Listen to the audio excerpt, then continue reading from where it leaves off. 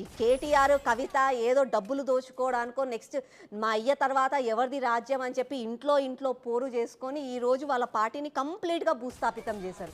Clarity లేకుండా ఏదో నేను ఉన్నాను కాబట్టి నా పార్టీ కోసం నేను మాట్లాడాలి అని చెప్పి పాపం కేసీఆర్ చేత కాకున్నా, నడవడానికి రాకున్నా, మాట్లాడడానికి రాకున్నా ఏదో అప్పుడో అడపా అమాస పుణ్యానికి వచ్చి బయటకు వచ్చి కనిపిస్తున్నాడు. కానీ నిజంగా కూడా బై ట్రూ నాకు తెలిసినంత వరకు ఆయన హార్ట్లో హీ హాజ్ గివెన్ అప్. ఆయన వదిలేసుకున్నాడు పార్టీ మీద ప్రేమని, అన్నిటి మీద ప్రేమను వదిలేసుకొని ఏదో నేను నా వ్యవసాయ క్షేత్రం నా ఫామ్ హౌస్లో బతుకుతానని చెప్పి అక్కడికి వెళ్ళి ఉంటున్నాడే కానీ అతనికి పార్టీ పైన మక్కువ లేదు, తెలంగాణ బిడ్డల పైన మక్కువ లేదు.